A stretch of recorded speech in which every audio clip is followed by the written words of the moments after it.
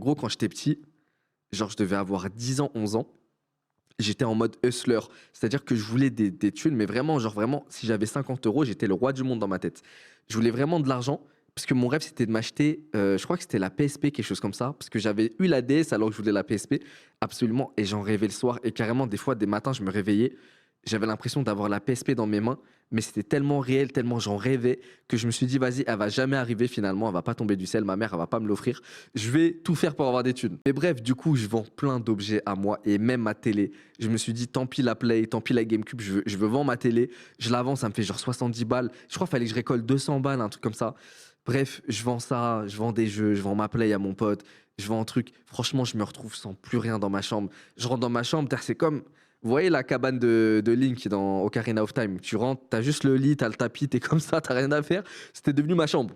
Mais j'avais récolté le total pour la PSP. Mais maintenant, j'ai 10 ans. Du coup, faut que j'attende quoi? Faut que j'attende que ma mère m'emmène à la Défense pour que je puisse aller à la Fnac, tout ça, pour m'acheter ma console. Du coup, en fait, j'ai un petit coffre sous ma fenêtre. Un coffre où il y avait mes jouets, mais genre des jouets vraiment en plastique. Et il y a un petit tapis par-dessus plié en deux. Ok, un petit tapis comme une sorte de petits ronds de table à mettre sur les tables pour manger, poser une théière dessus, je sais pas. Je mets tous mes billets dedans et je le plie en deux comme un shawarma, comme un tacos. Du coup, c'est sur mon coffre sous ma fenêtre.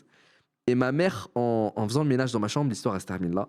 Elle fait le ménage et en fait, elle prend le tapis, mais elle le voit juste plier le tapis. Elle le prend en mode plié et elle secoue comme ça par la fenêtre pour enlever toutes les poussières. Et c'était le jour du marché dans ma ville. Voilà, il y avait un marché à 5 minutes de chez moi. Du coup, il y a plein de gens. C'était un dimanche. Je vois tous mes billets voler par la fenêtre. Et je suis comme ça avec ma mère. Je regarde ma tête, ma tête. Et les gens dans la rue qui voient plein de billets voler. Enfin, plein de billets. Il n'y en avait pas énormément non plus, mais il y en avait assez, des 10 balles, des 20 balles par-ci par-là, que ça allait jusqu'à 200.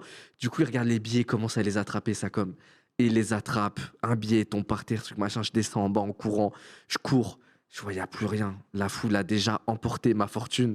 Je me sentais comme Goldie Roger qui dit, qui dit trouver mon One Piece.